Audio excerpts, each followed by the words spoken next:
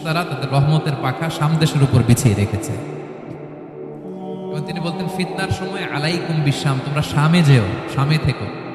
এবং তিনি দোয়া করেছেন আল্লাহুম্মা বারিক লানা ফি শামিনা, আল্লাহ তুমি আমার শামে, শাম অঞ্চলে আল্লাহ তুমি বরকত দিও। এবং হাদিসে এসেছে এই শামই হচ্ছে আরদুল মাহশার, এখানেই হাসর হবে। শাম অঞ্চলকে বিস্তীর্ণ করে এখানেই ময়দানুল মাহশার আল্লাহ তাআলা কায়েম করবেন, হাসরের ময়দান এখানেই হবে। এবং সেখানেই হচ্ছে সানিউল কিবলাতাইন, আমাদের আগের কেবলা কিন্তু বাইতুল মাকদাসের দিকে ছিল, যেটা শামে অবস্থিত, ফিলিস্তিনে বাইতুল মুকাদ্দাস। যে মসজিদে নামাজ পড়লে এক রাকাতে 500 রাকাতের সওয়াব। 3টা মসজিদে সালাত পড়লে স্পেশাল ভার্চুর কথা আছে, এর বাইরে আর অন্য মসজিদের বিশেষ কোনো ফজিলত নেই, বাকি সব মসজিদ সমান। এক হচ্ছে মসজিদুল হারাম, 1 রাকাতে 1 লক্ষ রাকাত। 2 নম্বর মসজিদে নববী, 1 রাকাতে 1000 রাকাতের সওয়াব। আর একটা দুর্বল বর্ণনায় 50,000 রাকাতের সওয়াব। 3 নম্বরে এই মসজিদুল আকসা, 1 রাকাতে 500 রাকাতের সওয়াব। এই 3 মসজিদে যেন আমরা যে সালাত আদায় করতে পারি, আল্লাহ তুমি তৌফিক দান করো। 2 মসজিদে তো একেবারেই সহজ যাওয়া, মক্কা মদিনাতে। বাইতুল মাকদাসে যেন আমরা যেতে পারি, আল্লাহ তুমি সেই পরিস্থিতি আমাদের জন্য তৈরি করে দাও। এই বাইতুল মাকদাসের দিকে রাসূল সাল্লাল্লাহু আলাইহি ওয়াসাল্লাম টানা 14 বছর নামাজ পড়েছেন। 14 বছর। প্রথম 13 বছর কোনো সমস্যা হয়নি মক্কায়, কারণ তখন কেবলা বাইতুল মুকাদ্দাস থাকলেও রাসূল সাল্লাল্লাহু আলাইহি ওয়াসাল্লাম সামনে রাখতেন কাবাকে। কেবলা বাইতুল মুকাদ্দাস, কিন্তু তিনি তো মক্কায় ছিলেন নবুয়তের প্রথম 13 বছর, সামনে কাবাকে রাখতেন, তারপরে টু দ্য ডাইরেকশন অফ বাইতুল মুকাদ্দাস। কিন্তু যখন মদিনায় গেলেন তখন তো আর কাবা নাই, তখন রাসূল সাল্লাল্লাহু আলাইহি ওয়াসাল্লাম কাবাকে মিস করতে আরম্ভ করলেন। আর প্রায় আল্লাহর কাছে কামনা করতেন, আমার বংশের গোড়া ইব্রাহিম আলাইহিস সালামের রুট যেখানে, আমার জন্মস্থান, সেই কাবার দিকে যদি আবার কেবলাটা ফিরিয়ে দেয়া হতো। কদ নারা তাকাল্লুবা ওয়াজহিকা ফিস সামা ফালানুওয়াল্লিয়ান্নাকা কিবলাতান তারদাহা। আল্লাহ আয়াত নাযিল করলেন, নবী আপনি আকাশের দিকে তাকিয়ে কি ভাবেন আমি বুঝি। আপনি চান কেবলার জন্য আমি মক্কার দিকে ঘুরিয়ে দেই, আল্লাহ তাআলা ঘুরিয়ে দিলেন। আল্লাহ বলেন ফাওয়াল্লি ওয়াজহাকা শাতরাল মসজিদিল হারাম, এখন থেকে মসজিদুল হারামের দিকে আপনি টু দ্য ডাইরেকশন অফ কিবলা নামাজ পড়বেন। কিবলা চেঞ্জ হয়ে গেল। তো মদিনায় যে 16-17 মাস আর মক্কায় 13 বছর, মোট 14 বছর আল্লাহর হাবিব সাল্লাল্লাহু আলাইহি ওয়াসাল্লাম এই মসজিদুল আকসার দিকেই হয়ে তিনি নামাজ পড়েছেন। এটা আমাদের আগের কিবলা ছিল। এবং শেষে কিয়ামতের আগে যে মালহামার যুদ্ধ হবে, তখন রাসূল সাল্লাল্লাহু আলাইহি ওয়াসাল্লাম বলেছেন মালহামার যুদ্ধের সময় মুসলমানদের ফুস্তাত বা তাবু হবে, শিবির হবে এই ফিলিস্তিনের দামেস্কের পাশে আল গৌতা নামে এক জায়গা আছে, ওই গৌতাতে। এবং ঈসা আলাইহিস সালাম এসে দাজ্জালকে হত্যা করবেন, সেটা ওই শামে। ফিলিস্তিনের বাবুল লুদ এখনো একটা জায়গা আছে, ওই জায়গাটার নাম এখনো বাবুল লুদ, ওখানে তিনি দাজ্জালকে হত্যা করবেন। এবং সেখানে একটা সাদা মিনারা আছে, ফেরেশতার পাখায় ভর করে ঈসা আলাইহিস সালাম তখন সেখানে নেমে আসবেন। ওই ফিলিস্তিনের ওই শাম দেশের ওই মিনারার পাশে তিনি এসে পৃথিবীতে তিনি নজুল করবেন, নজুল ঈসা আলাইহিস সালাম। তো 3 এবং জাইতুনের কসম করে বেসিক্যালি আল্লাহ তাআলা ঈসা আলাইহিস সালামের জন্মস্থানের কসম করেছেন। কারণ 3 এবং জাইতুন, ডুমুর এবং জলপাই, অলিভ কোন দেশে বেশি হয়? শাম দেশে। আওয়াজ করে বলেন কোন দেশে? বর্তমান ফিলিস্তিন এবং সিরিয়া। এবং ওই ভূখণ্ডে আল্লাহ নবী ঈসা আলাইহিস সালামের জন্মস্থান। তাহলে এই 2 ফলের কসম করে বেসিক্যালি আল্লাহ তাআলা ঈসা আলাইহিস সালামের জন্মস্থানের কসম করেছেন। ওনার প্রতি নাজিল হওয়া যে তাওরাত, ইনজিল গ্রন্থ, এই রেভেলেশনের কসম করেছেন। আচ্ছা, এরপরে ওয়াতুরি সিনিন, সিনাই পর্বতের কসম। সিনাই পর্বত বা তুর পাহাড় হচ্ছে মিশরে অবস্থিত, আর মিশর হচ্ছে মুসা আলাইহিস সালামের জন্মস্থান। কার জন্মস্থান? মুসা আলাইহিস সালামের জন্মস্থান। তাহলে ওয়াতুরি সিনিন, তুর পাহাড়ের কসম বুঝিয়ে আল্লাহ তাআলা মূলত মুসা আলাইহিস সালামের জন্মস্থানের কসম করেছেন, যেখানে তাওরাত নাজিল হয়েছে। এরপরে ওয়াহাদাল বালাদিল আমিন, এ নিরাপদ শহর বলে আল্লাহ তাআলা মক্কা শহরকে বুঝিয়েছেন। আর মক্কা কার জন্মস্থান বলেন তো? মুহাম্মদুর রাসূলুল্লাহ সাল্লাল্লাহু আলাইহি ওয়াসাল্লাম, সাইয়্যিদুল মুরসালিন, খাতামুন নবিয়্যিন, রাহমাতাল লিল আলামিন, হাবিবুল্লাহ মুহাম্মদুর রাসূলুল্লাহ সাল্লাল্লাহু আলাইহি ওয়াসাল্লামের জন্মস্থান। তাহলে এই 4টা আয়াতে 4টা শপথের মধ্য দিয়ে মূলত আল্লাহ তাআলা ঈসা আলাইহিস সালামের জন্মস্থান, মুসা আলাইহিস সালামের জন্মস্থান এবং মুহাম্মদ সাল্লাল্লাহু আলাইহি ওয়াসাল্লামের জন্মস্থান, যেই 3টা এলাকায়, ভূখণ্ডে 3টা মেজর ওহী নাজিল হয়েছে। এক তো ঈসা আলাইহিস সালামের কাছে নাজিল হয়েছে ইনজিল কিতাব, আরেকটা হচ্ছে তাওরাত। তাওরাত এমন কিতাব যে কিতাব দিয়ে হাজার হাজার নবীরা ফয়সালা করেছে। বনি ইসরাইলের অনেক নবীর উপর কোনো কিতাব নাজিল হয়নি, তার মানে তারা রাসূল ছিলেন না, তারা নবী। তারা সবকিছু তাওরাত দিয়েই ফয়সালা করতেন। আর রাসূল সাল্লাল্লাহু আলাইহি ওয়াসাল্লামের উপর কোরআন নাজিল হয়েছে। তার মানে প্রথম 4টি শপথ দিয়ে বেসিক্যালি ইনজিলের শপথ, তাওরাতের শপথ এবং কোরআনের শপথ। বুঝতে পেরেছেন সবাই? আল্লাহ ওহীর শপথ করেছেন। দেখেন, ফল, পাহাড়, নগরী মাড়িয়ে সারা পৃথিবী ঘুরিয়ে আপনাদেরকে শেষ পর্যন্ত ইনজিল, তাওরাত এবং কোরআনে নিয়ে আসছে। আসছেন, আমার সাথে আসছেন? হ্যাঁ, এই রেভেলেশনের শপথ আল্লাহ করেছেন। তাহলে ওয়াত্তিনি ওয়াজাইতুনি ওয়াতুরি সিনিনা ওয়া হাদাল বালাদিল আমিন, এই 4 আয়াতে 4টা শপথের মধ্য দিয়ে মূলত আল্লাহ তাআলা আসমান থেকে নাজিল হওয়া যে ওহী, এই ওহীর শপথ অথবা ওহী যেই ভূখণ্ডে নাজিল হয়েছে সেই ভূখণ্ডগুলোর শপথ করে আল্লাহ একটা গুরুত্বপূর্ণ কথা বললেন। সেটা কি? আল্লাহ তাআলা বললেন, লাকাদ খালাকনাল ইনসানা ফি আহসানি তাকওয়িম, আর আমি মানুষকে অত্যন্ত চমৎকার অবয়বে সৃষ্টি করেছি, চমৎকার গঠনে, চমৎকার স্ট্রাকচারে, ডিজাইনে সৃষ্টি করেছি। মানুষের দৈহিক অবকাঠামো গঠন এটা যেমনি চমৎকার, মানুষের ইন্টেলেকচুয়াল কাঠামো এটা চমৎকার, মানুষের আচরণগত যে বিহেভিয়ারাল ট্রেটস, ক্যারেক্টারিস্টিক্স এটাও চমৎকার। প্রত্যেক দিক থেকে আল্লাহ তাআলা নান্দনিকভাবে মানুষকে তিনি তৈরি করেছেন। আমরা যদি দেহের কথা বলি, হিউম্যান অ্যানাটমি নিয়ে যাদের ধারণা আছে, আপনি শুনলে অবাক হবেন এত জটিলভাবে আমাদের দেহটা ফাংশন করে। ঠিক যেই মুহূর্তে আমি কথা বলতেছি আমার ব্রেইন সচল, আমার নার্ভ সিস্টেম সচল, হেয়ারিং সিস্টেম, স্মেলিং সিস্টেম, আমার এই যে হার্ট সচল, সিস্টোলিক ডায়াস্টোলিক অলিন্দ নিলয় হচ্ছে, আমার লাং কাজ করতেছে, কিডনি ইজ ওয়ার্কিং পারফেক্টলি, সব কিছু কাজ করতেছে। এত সূক্ষ্মভাবে আমাদের দেহটা কাজ করে, এটাকে ইংরেজিতে বলে মরফোলজি, আকৃতি সংক্রান্ত যে বিদ্যা, এটা নিয়ে যদি আপনি দেখেন যে মানুষের হাত কিভাবে কাজ করে, মানুষের পা কিভাবে কাজ করে, মানুষের হিউম্যান ব্রেইন কিভাবে কাজ করে, আপনি অবাক হবেন। এবং আল্লাহর যে সেটআপ, লাকাদ খালাকনাল ইনসানা ফি আহসানি তাকওয়িম, নিশ্চয়ই আমি মানব জাতিকে চমৎকার অবয়বে তৈরি করেছি। আপনি যদি অবয়বটা দেখেন, আমাদের স্ট্রাকচার, এর চেয়ে সুন্দর করে আর তৈরি করা যেত না, এর চেয়ে সুন্দর আর হতে পারে না। যেখানে যা দেয়া, মাথার চুল থেকে পায়ের নখ পর্যন্ত, আপনি একটা ডিজাইনে, স্ট্রাকচারে, সেটআপে আপনি ভুল ধরতে পারবেন না। যেখানে যেটা দরকার আপনি একটু খেয়াল করে দেখেন যে এই যে আমাদের চোখ, চিকিৎসা বিজ্ঞান বলতেছে যে মানুষ 10 মিলিয়নেরও বেশি রং শনাক্ত করতে পারে। Human ice can identify more than 10 million colours. 10 মিলিয়নেরও বেশি রং আমরা আমাদের চোখ দিয়ে শনাক্ত করতে পারি। সুবহানাল্লাহ, সুবহানাল্লাহ বিহামদিহি। আচ্ছা, চোখের সেটআপটা একটু যদি খেয়াল করেন, দেখেন আমার এই চোখ এখানে না থাকে, এটা যদি জাস্ট 2 ইঞ্চি উপরে এখানে হইতো, এইটা যদি কপালে যদি আমাদের চোখ হইতো, কি অবস্থা হইতো বলেন তো? সিজদা দিতে পারতেন আল্লাহকে? বলেন, দিতে পারতেন? আচ্ছা, আমরা কিছু খাওয়ার সময় আমরা কি করি? ওইটা ভালো আছে কিনা, পচে গেল কিনা, স্মেলটা আগে দেখি, তারপরে খাই। দেখেন কত চমৎকার সেটআপ।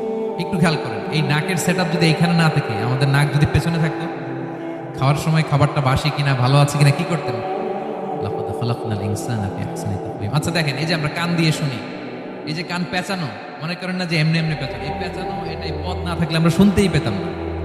এটা এমন ভাবে সেটআপ করা, এটাই ইথারে ভাষা তরঙ্গকে এয়ার ড্রামের ভিতরে সুন্দরভাবে ইনপুট করে, নাহলে আমরা শুনতে পেতাম না। আপনার কান কেটে ফেলে দিলে আপনি শুনতে পারবেন না। এটা এইভাবেই যেতে হবে, সুরঙ্গটা এইভাবে তৈরি হতে হবে। আচ্ছা দেখেন, আপনার কান, এই কান যদি এইখানে না থাকে, আপনার ডান বগলের নিচে হইতো, বাম কান যদি বাম বগলের নিচে হইতো, তাহলে কি হইতো বলেন? আজকে আমার ওয়াজ কিভাবে শুনতেন বলেন দেখি, কিভাবে শুনতেন? বুদ্ধি আছে বলে যে হুজুর এইভাবে শুনতাম।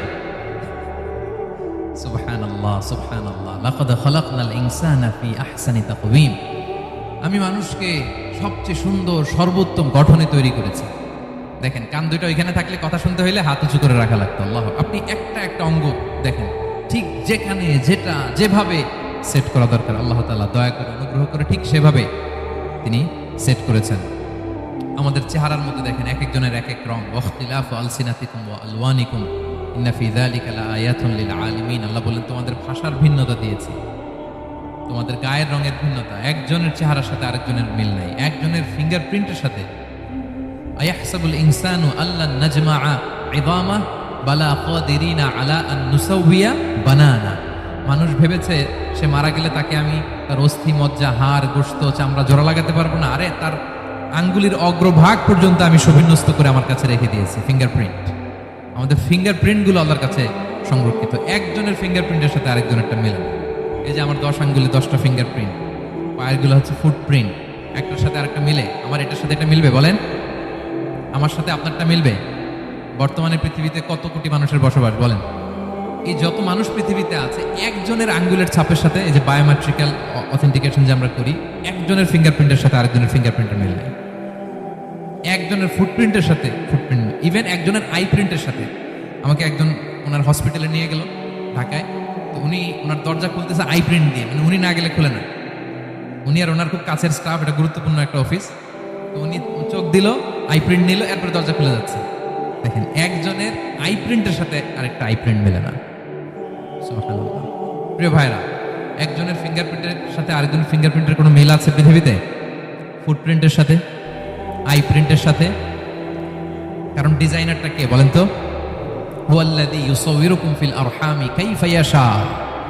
মায়ের পেটে থাকতেই আল্লাহ তাআলা এগুলো ডিজাইন করে দিয়েছেন। আমি কেমন হব, আমার বৈশিষ্ট্য কেমন কেমন হবে, এই যে আমি যে আমার বাবা দাদা 14 পুরুষের ডিএনএ বয়ে বেড়াই, এগুলো সব নিয়ে আমার বৈশিষ্ট্য, আমার কণ্ঠস্বর, আমার ক্যারেক্টারিস্টিক্স, আমার ফিচার কেমন হবে, সব তিনি আল্লাহ তাআলা মায়ের পেটে থাকতে ডিজাইন করে দিয়েছেন। সুবহানাল্লাহ। আল্লাহ বলছেন, লাকাদ খালাকনাল ইনসানা ফি আহসানি তাকওয়িম। প্রিয় ভাইরা, কসম করার পরে আল্লাহ যে কথাটা বলেন এটা অনেক গুরুত্বপূর্ণ, খুবই গুরুত্বপূর্ণ বার্তা। আল্লাহ চারটা কসম করে তিনটা নবীর জন্মস্থানের শপথ করে তিনি বললেন, লাকাদ খালাকনাল ইনসানা ফি আহসানি তাকওয়িম। নিশ্চয় আমি অত্যন্ত চমৎকার আকৃতিতে মানুষকে তৈরি করেছি। মানুষের গঠন এরকম, মাথা থেকে পা পর্যন্ত। আমি দু একটা কথা বললাম, চোখ, নাক, কান, আপনি একটা একটা করে যদি ধরেন, হেয়ারিং সিস্টেম কিভাবে কাজ করে, হেয়ারিং নার্ভ কিভাবে কাজ করে, আমাদের সেন্সেশন কিভাবে কাজ করে, আমাদের ব্রেন কিভাবে কাজ করে। আমাদের এক একজনের ব্রেন 1.5 কেজি ওজন, 3 পাউন্ডের মতো একটা সুস্থ মানুষের অ্যাভারেজ ব্রেনের ওজন। এই ব্রেনের মেমোরি হচ্ছে 2.5 মিলিয়ন গিগাবাইট। আপনার মোবাইলে স্পেস কত বলেন, মেমোরি কত? হ্যাঁ, 512 জিবি। আর আমার আর আপনার ব্রেইনের যে মেমোরি, এই মেমোরি হচ্ছে 2.5 মিলিয়ন গিগাবাইটস। এই যে প্রতি মুহূর্তে আমাদের নিউরন কানেক্টিভিটি হচ্ছে, ব্রেনের স্নায়ুগুলোর যত কানেক্টিভিটি হয়, যত আমরা চিন্তা করে ব্রেনকে খাটাই, নতুন নতুন জিনিস আমরা তৈরি করতে পারি। এবং এমনভাবে আল্লাহ তাআলা সফিস্টিকেটেড ব্রেইন আল্লাহ মানুষকে দিয়েছে। মানুষ পারে না এমন কিছু নেই। মানুষ যা কল্পনা করতে পারে মানুষ তা করে দেখাতে পারে। এজন্য আমাদের কল্পনার জানালাটাকে বড় করতে হবে। আই রিপিট, মানুষ যা কল্পনা করতে পারে, ইমাজিন করতে পারে, সেটা মানুষ করে দেখাতে পারে। ওই ক্যাপাসিটি দিয়ে আল্লাহ তাআলা মানুষকে তৈরি করেছে। সুবহানাল্লাহ, সুবহানাল্লাহ।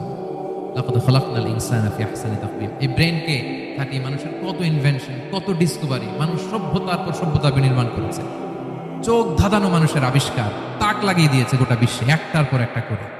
আল্লাহ এমন ভাবে মানুষকে তিনি তৈরি করেছেন। লাকাদ খালাকনাল ইনসানা ফি আহসানি তাকওয়িম। চমৎকার অবয়বে, তার দৈহিক অবয়ব যেমনি সুন্দর, তার বুদ্ধিগত, তার চিন্তাগত, তার ইন্টেলেক্ট, এটাও তেমন সুন্দর, এটাও তেমন চমৎকার। পৃথিবীর কোনো প্রাণীকে আল্লাহ তাআলা এরকম হিউম্যান ব্রেনের মধ্যে এরকম সফিস্টিকেটেড ব্রেন দিয়ে, ইন্টেলেক্ট দিয়ে তৈরি করেনি। এজন্য সব প্রাণী থেকে মানুষ আলাদা।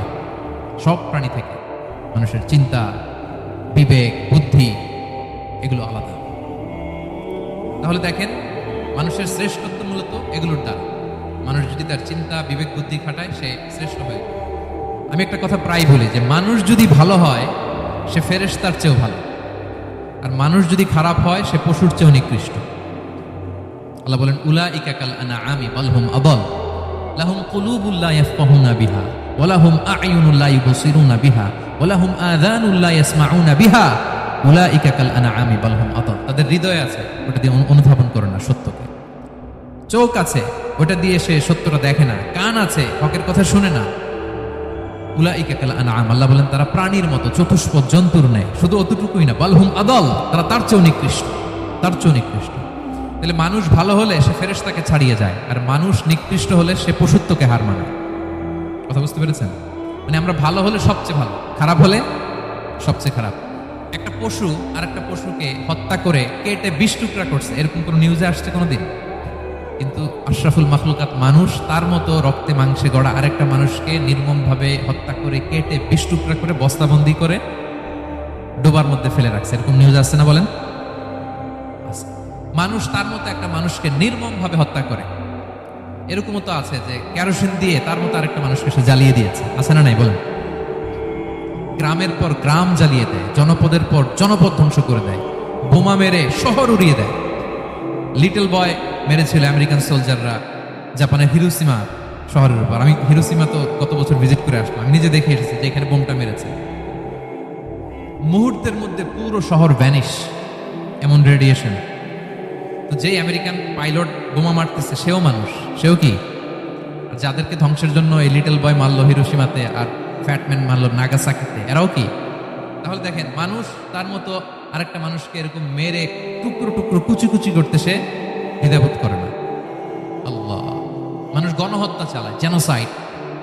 এই যে আমাদের বাংলাদেশে তো কিছুদিন আগে হলো গণহত্যা, হেলিকপ্টার থেকে গুলি করে বাচ্চা মেরে ফেলতেছে। কার বাচ্চা, কার কলিজার টুকরা সন্তান, ডোন্ট কেয়ার। জনগণের টাকায়, ট্যাক্সের টাকায় কেনা বুলেট, হেলিকপ্টার দিয়ে জনগণকে, ছাত্রদেরকে হত্যা করা হয়েছে। দেখেন, সেও মানুষ, যারা হত্যা করতেছে, গণহত্যা, জেনোসাইড চালিয়েছে, তারাও মানুষ। তাহলে মানুষ যদি খারাপ হয়, মানুষের চেয়ে খারাপ আর কেউ হয়? আর মানুষ ভালো হলে মানুষের চেয়ে ভালো কেউ হতে পারে? মানুষ এমন জায়গায় যেতে পারে যেখানে ফেরেশতারাও যেতে পারে না। জিবরাইল আলাইহিস সালামের যাওয়ার সীমানা যেখানে শেষ, মুহাম্মদ সাল্লাল্লাহু আলাইহি ওয়াসাল্লামের ঊর্ধ্ব জগতের কাহিনী সেখান থেকে শুরু। আল্লাহু আকবার। তাহলে মানুষ ভালো হলে ফেরেশতাকে ছাড়ায়, মানুষ খারাপ হলে পশুত্বকে হার মানায়। So the decision is yours. রাস্তা দুইটা, আপনি কোন দিকে যাবেন? আপনি কি ডান দিকে জান্নাতের পথে যাবেন নাকি বাঁ দিকে জাহান্নামের পথে যাবেন? সিদ্ধান্ত আপনার। আল্লাহ তাআলা বললেন, লাকাদ খালাকনাল ইনসানা ফি আহসানি তাকওয়িম। আমি মানুষকে চমৎকার আকৃতিতে তৈরি করেছি। হাতের মেকানিজম কি, পায়ের মেকানিজম কি, আমার চেয়ে আপনারাও ভালো জানেন। এগুলো ঘন্টার পর ঘন্টা আপনি বলতে পারবেন যে কেমন ভাবে আল্লাহ তাআলা তৈরি করেছেন। আল্লাহ বলেন, মানুষকে আমি অত্যন্ত চমৎকার আকৃতি দিয়ে তৈরি করেছি। তার সৃষ্টিগত কাঠামো, তার বুদ্ধিবৃত্তিক কাঠামো, তার চিন্তাগত কাঠামো, তার আচরণগত কাঠামো, তার নৈতিকতায় তাকে এমন উচ্চ মর্যাদার আসন আমি দিয়েছি, এটা যদি সে অ্যাচিভ করে, বিলং করে, তাহলে তার চেয়ে শ্রেষ্ঠ কেউ আর হতে পারে। কিন্তু আল্লাহর দেয়া এই ক্যাপাসিটিগুলো, এই নেয়ামাগুলো যদি সে অ্যাকসেপ্ট না করে, সে যদি পশুত্বের পথে হাঁটে, সে যদি শয়তানের দেখানো পথে হাঁটে, তাহলে সে এত নিচে যাবে, অন্য কেউ আর এত নিচে যেতে পারে না। মানুষ যত নিচে যেতে পারে, ফেরেশতারাও অত নিচে যেতে পারবে না, জিন জাতীয় পারবে না, কোনো প্রাণীর পক্ষে যাওয়া সম্ভব না। তাহলে মানুষকে আল্লাহ তাআলা এমন সফিস্টিকেটেড ওয়েতে তৈরি করেছেন, চাইলে সে সবার উপরে যেতে পারে। আবার চাইলে আল্লাহর দেয়া নেয়ামতগুলোকে যদি সে ভিন্ন খাতে প্রবাহিত করে, সে সবচেয়ে নিকৃষ্ট হতে পারে। সেটাই আল্লাহ বললেন, সুম্মা রাদাদনাহু আসফালা সাফিলিন। এরপরে তাকে আমি হীন থেকে হীনতর করেছি, নিচ থেকে আরো নিচে নিয়েছি। সে যখন ঈমান আনে না, সে যখন সৎকর্ম করে না, সে যখন আল্লাহর শেখানো, আল্লাহর দেখানো রাস্তায় সে চলে না, সে যখন তার নফসের কথা শুনে, সে যখন তার প্রবৃত্তির গোলাম সাজে, সে সবচেয়ে নিকৃষ্ট হয়। আসফালা সাফিলিন মানে একেবারে নিচে, এর নিচে আর নাই। আল্লাহ বলেছেন, ইন্নাল মুনাফিকিনা ফিদ দারকিল আসফালি মিনান নার। সেখানে আল্লাহ আসফাল বলেছেন। মুনাফিকরা জাহান্নামের একেবারে তলদেশে থাকবে। তাই মানুষ যদি ঈমান আর সৎকর্মের বলে বলিয়ান না হয়, সে এত খারাপ হয়, কেউ এত নিচে যেতে পারে না। বলেন, মানুষ যত নিচে যেতে পারে, জিন তত নিচে যেতে পারবে? ফেরেশতারা পারবে না। আর মানুষ যত উপরে যেতে পারে, ফেরেশতারা এত উপরে যেতে পারবে না। সে দুইটারই সুযোগ আপনার আছে। সুম্মা রাদাদনাহু আসফালা সাফিলিনের দুইটা ব্যাখ্যা। কোন মুফাসসির বলেছেন, যৌবনের পর, যৌবনে থাকে শক্তিশালী, বার্ধক্যের সময় যখন সে নুয়ে যায়, ছোট হয়, সে একেবারে দুর্বল হয়ে যায়, সেটা বোঝানো হয়েছে। আর অন্যান্য মুফাসসিরিন একরাম বলেছেন, না, আল্লাহর দেওয়া এই নেয়মা, ক্যাপাসিটি যখন সে সঠিক পথে কাজে লাগায় না, সে যখন প্রবৃত্তির অনুসরণ করে, সে তখন এত খারাপ হয়, এত নিচ থেকে নিচুতর হয়, এত হীন থেকে হীনতর হয়, তার চেয়ে হীনতর আর কেউ তখন হতে পারে না। সেখান থেকে বাঁচার দুটি রাস্তা আল্লাহ বলেছেন। আল্লাহ বলেছেন, ইল্লাল্লাযীনা আমানু ওয়া আমিলুস সালিহাত। তবে যারা ঈমান আনে এবং সৎকর্ম করে, তারা ছাড়া। তারা ওই নিচু থেকে নিচুতর নয়, তারা শ্রেষ্ঠতর। ঈমান এবং সৎকর্ম, ঈমান এবং আমলে সালেহাত। কোরআনের অনেক জায়গায় আপনি আয়াতটা পাবেন, ইন্নাল্লাযীনা আমানু ওয়া আমিলুস সালিহাতি কানাত লাহুম জান্নাতুল ফিরদাউসি নুজুলা। নিশ্চয়ই যারা ঈমান এনেছে, সৎকর্ম করেছে, তাদের জন্য আমি জান্নাতে ফেরদাউস রেখে দিয়েছি। আল্লাহ বলেন, তারা নিকৃষ্ট হবে না যারা ঈমান এনেছে, সৎকর্ম করেছে। যারা কি এনেছে? ঈমান। আর কি করেছে? সৎকর্ম করেছে। ইল্লাল্লাযীনা আমানু, যারা ঈমান এনেছে, সৎকর্ম করেছে, ফালাহুম আজরুন গায়রু মামনুন, তাদের জন্য রয়েছে অফুরন্ত পুরস্কার, মানে জান্নাত। তাদের জন্য কি? ওই জান্নাতে যেতে আমরা চাই কি চাই না বলেন? রাস্তা কয়টা? এটা চলে গেছে ডান দিকে, এটার গন্তব্য হচ্ছে ডেস্টিনেশন জান্নাতুল ফেরদাউস। আর এটা শয়তানের পথ, এটা আপনার প্রবৃত্তির দেখানো পথ, এটা চলে গিয়েছে জাহান্নামে। So now the decision is years. আপনার ডিসিশন, কোন দিকে যাবেন, ডানে না বায়ে? জান্নাতে না জাহান্নামে? জান্নাতে যেতে চাই আমরা। ফালাহুম আজরুন গায়রু মামনুন, তাদের জন্য আছে অফুরন্ত নেয়ামত, অফুরন্ত পুরস্কার। আমরা যেন সেই পুরস্কার লাভে ধন্য হতে পারি, আমরা সবাই বলি আমিন। আল্লাহ বলেন, এইভাবে 4টা কসম করার পরে, এত গুরুত্বপূর্ণ বার্তা হাজির করার পরে, তোমার ঘুমন্ত বিবেককে জাগিয়ে তোমাকে বার্তা দেওয়ার পরেও কিভাবে তুমি অস্বীকার করতে পারো আখিরাতকে? ফামা ইউকাযযিবুকা বা'দু বিদ্দিন। এরপরেও কোন বিবেকে, কোন আকলে, কোন সাহসে তুমি কর্মফল দিবসকে অস্বীকার করো? কোন সাহসে? এখানে দিন দ্বারা উদ্দেশ্য কর্মফল, ভালো করলে যে ভালো পাবে, খারাপ করলে যে খারাপ পাবে, দিনের অনেক অর্থ, এটা তাফসিরে গেলে সময় কুলাবে না। ফামা ইউকাযযিবুকা বা'দু বিদ্দীন, এরপরেও কর্মফলকে অস্বীকার করার সাহস তুমি থেকে পাও? কিসে তোমাকে উদ্বুদ্ধ করে কর্মফল দিবসকে অস্বীকার করতে? আলাইসাল্লাহু বিআহকামিল হাকিমিন, আল্লাহ তাআলা কি শ্রেষ্ঠ বিচারক নন?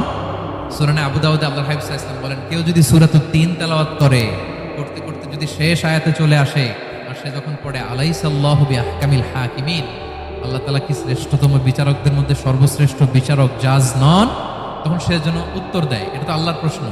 আলাইসাল্লাহু বিআহকামিল হাকিমিন, আল্লাহ আমাদেরকে প্রশ্ন ছুড়ে দিয়েছেন যে আল্লাহ তাআলা কি শ্রেষ্ঠ বিচারক নন? তখন যে তেলাওয়াত করে সে যেন বলে বালা বালা ওয়া আনা আলা যালিকা মিনাশ শাহিদিন। বালা মানে অবশ্যই, হ্যাঁ আল্লাহ অবশ্যই আপনি শ্রেষ্ঠ বিচারক, আর আপনি যে শ্রেষ্ঠতম বিচারক এই সাক্ষী আমি দিচ্ছি, এই ঘোষণা আমি দিচ্ছি। পড়েন সুবহানাল্লাহ।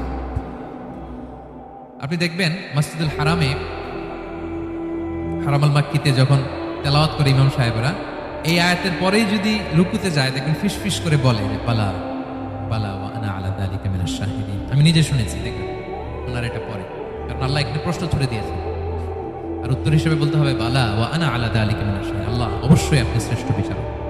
আল্লাহর চাইতে শ্রেষ্ঠ বিচারক আর হতে পারে? আমরা কত লাকি যে আল্লাহর আহকামুল হাকিমিন হিসেবে বিচারক পেয়েছি। আমাদের বিচার যদি অন্য কেউ করতো, নিজেরা যদি নিজেদের, আল্লাহ যদি বলতো তোরটা বিচার তুই কর আর তোরটা তুই কর, কি অবস্থা হতে বলেন? যার সাথে যার শত্রুতা আছে ওইখানে দেখাই দিত। কিন্তু আমরা বিচারক হিসেবে পেয়েছি কাকে? আল্লাহ কি পার্সিয়ালিটি করবে বিচারে? স্বজনপ্রীতি করবে? কারো উপর জুলুম করবে? কাউকে ঠকাবে? আল্লাহ বলেন ওয়ামা আনা বিযাল্লামিন লিল আবিদ, আমি কখনো আমার বান্দার উপর জুলুম করি না, জুলুম করি না। ওয়া নাদাউল মাওয়াজিনাল কিসতা লিয়াউমিল কিয়ামা, কিয়ামতের দিন আমি মিজান নামে এমন এক ন্যায় বিচারের মানদণ্ড স্থাপন করব, ফালা তুযলামু নাফসুন শাইআ, এক বিন্দু পরিমাণ কেউ মাজলুম হবে না, এক বিন্দু পরিমাণ কেউ মাজলুম হবে না। এজন্য দুনিয়াতে যদি বিচার না পান, আল্লাহর দরবার বিচারটা দিয়ে রাখেন, সেদিন বিচার হবে। আহকামুল হাকিমিন আপনারা ঠকাবে না। দুনিয়াতে বিচার পান নাই, মাজলুম হয়েছেন, মানুষ ভুল বুঝছে, কেউ আপনারে ঠিকমতো বুঝে নাই, আপনার কথাটা কাকে বলবেন? বিপদে পড়লে ক্রাইসিস মোমেন্টে কাকে শেয়ার দিবেন? না ফেসবুকে শেয়ার দিবেন? আমরা তো ফেসবুকে শেয়ার দিয়ে দিই এখন। ফেসবুকে শেয়ার দেওয়ার আগে, বন্ধুকে শেয়ার দেওয়ার আগে, স্ত্রীর কাছে শেয়ার করার আগে আমার সমস্যার কথা আগে শেয়ার করবো কাকে? কারণ আলাইসাল্লাহু বিআহকামিল হাকিমিন, আল্লাহ বলছেন আমি কি শ্রেষ্ঠ বিচারক নই? বালা বালা ইয়া রাব ওয়া আনা আলা যালিকা মিনাশ শাহিদিন, অবশ্যই আল্লাহ আপনি শ্রেষ্ঠ বিচারক। ক্লিয়ার হয়েছে না সবার কাছে? শপথ কয়টা ছিল? 4টা। মূলত নবুয়তের শপথ, তাই না? নবুয়ত আমাদের জন্য সবচাইতে বড় নেয়ামত। কারণ নবীরা যদি আমাদেরকে এই তথ্যগুলো না দিতেন, আমরা জান্নাত জাহান্নাম চিনতাম? ভাইরা বলেন তো, আখেরাত চিনতাম? এই যে আখেরাত হবে, পুলসিরাত হবে, day of judgement, day of accountability, আল্লাহর সুপ্রিম কোর্টের কাঠ গড়ায় পাই টু পাই হিসাব দিতে হবে, নবীরা না এসে বললে আমরা এত বুঝতাম না। নবীরা জান্নাত জাহান্নাম চিনিয়েছে, আল্লাহর বিশদ পরিচয়